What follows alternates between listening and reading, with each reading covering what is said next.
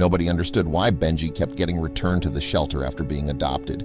It had been 11 times by now, and all his owners just kept giving obviously fake and weak excuses.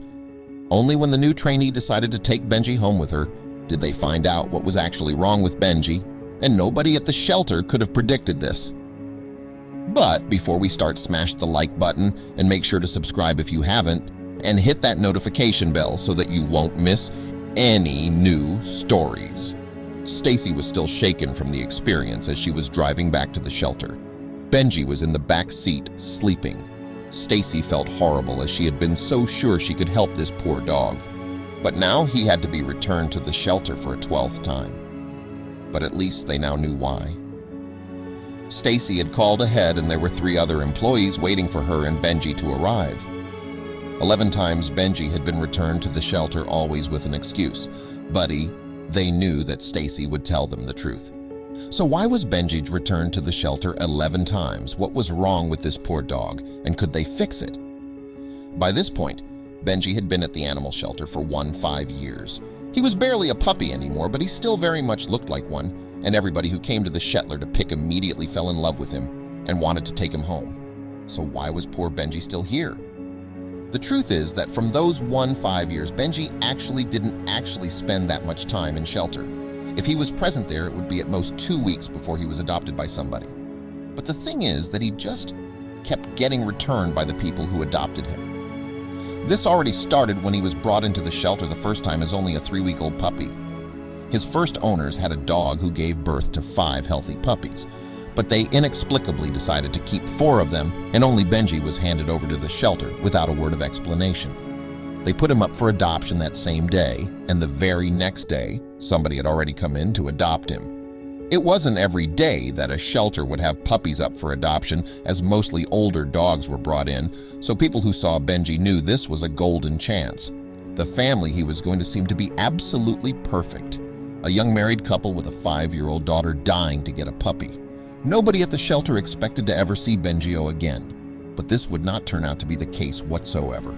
It only took 3 weeks before Benji was returned to the shelter by his new owners. The father had come alone with a happy and excited Benji following behind him. He had obviously bonded with the men and had no idea it would be the last time he would see him. The men only gave a vague reason for returning Benji that was obviously an excuse. Something about that was just not working out, as it was just constant too much time. It didn't make any sense based on what the shelter knew about the family. This had to only be an incident, right? But this would turn out to not be an incident whatsoever. For some reason, it just kept happening. Every time Benji was adopted, he was eventually brought back to the shelter, and within 2 weeks, he was adopted again within 2 weeks. The shelter had never seen anything like this before, and they just could not figure out why it was happening. Everybody at the shelter just felt like they needed to find a solution to this problem. She was studying to become a veterinarian and to train. She was volunteering at the shelter for 2 months. When Benji was returned by his most recent owner, it was the first time she laid eyes on the dog, and she instantly fell head over heels in love with him. Even though she had only seen a very sad version of Benji, the personnel who had been at the shelter longer told her all about how fun Benji had been before. They also told her the truth about Benji being returned 11 times for various reasons. But this didn't deter Stacy at all. The paperwork was made in order and Stacy could take Benji home with her that very same day. For Benji, it was now the 12th time he was going through the same routine. Stacy was sure she could do it, but this confidence would quickly fade out. When Stacy came home with Benji, her parents were ready to welcome their new addition to the family. Luckily, the family already had a lot of the other dog equipment at home, as Benji was not their first dog. They had 3 more already walking around the house, but his size did make Benji the runt of the pack. The family immediately noticed that Benji seemed to have trouble believing or interacting with the other dogs. He just kind of stayed in place and looked around a bit. It was as if Benji did not like being there, even though the family took really good care of Benji. Benji's attitude then changed a little bit. All the attention and interaction seemed to cool Benji's cool demeanor a bit, and he started to engage with the other dogs now. The next couple of days, things went fairly normal. Benji seemed to fit seamlessly into the family's daily routine. Stacy related all the info back to the shelter, and they were really happy with the progress. But then, things started to change.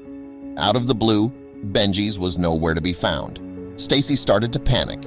The shelter had trusted her with Benji, and she let them down. What was going on? Starting by asking all of her neighbors if they had seen the puppy, but she had no luck. After a morning of asking and searching, Benji was still nowhere to be found. Stacy just hoped that nobody from the shelter would see them. She did not want to let them down after everything. She finally decided she was ready to call. Then something else happened, but then the phone finally rang. Somebody had found Benji. The caller didn't seem to want to tell exactly where and how yet, but he sure did sound upset. A very confused and anxious Stacy drove up to the man's house. The man that found him was waiting for Stacy at the front door when he arrived. Without saying much, the man took Stacy inside, where he had a very sad-looking Benji locked in a cage. Stacy wanted to get angry at the man now for locking up this poor puppy, but then he started explaining what happened. Everything soon would become clear. Apparently, Benji had shown up earlier that day. The man had not seen any of the posters, so he looked around for an owner, but when he couldn't find anybody, he was going to call the shelter, as Benji was still wearing a collar with their number. He had Benji just walking around the house at the time, and he thought that he was dealing with a well-behaved puppy, but then his own cat came along to check out what was happening. Stacy already had a feeling what Benji could have done. Benji suddenly switched at that moment, attacking the man's cat.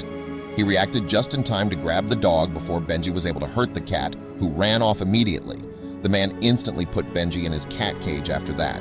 He then called the shelter and explained exactly what had happened.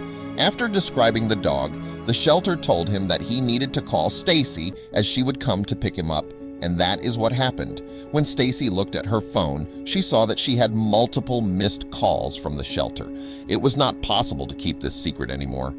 She took a very sad Benji from the man and deeply apologized to him. She felt like she had to explain herself to the shelter. She then went back to the shelter with Benji. When she arrived, Stacy found out that the other employees had already called a lot of the previous owners of Benji to ask if they had any similar experiences with Benji. The results of these calls were eye-opening. Every single one of the previous owners they contacted told them the same story. The actual reason they returned Benji was that he attacked another animal at some point. Now, under normal circumstances, Benji would be labeled a dangerous animal and indeed would have been put down, but Stacy and the shelter were not going to let that happen. Now they finally knew what they were dealing with. They also knew that they could help Benji. Benji was going to stay at the shelter for a couple of weeks where they started to work on getting him to trust cats more. It was a difficult process, but eventually all the aggression Benji had towards cats was coached out of him and he was given back into the care of Stacy and her family. From that moment on, they had no problems with their new dog at all anymore. He became an addition to the family Stacy always knew he could be. Benji had finally found his forever home. No more shelters for Benji at that point. He had everything a dog ever needed.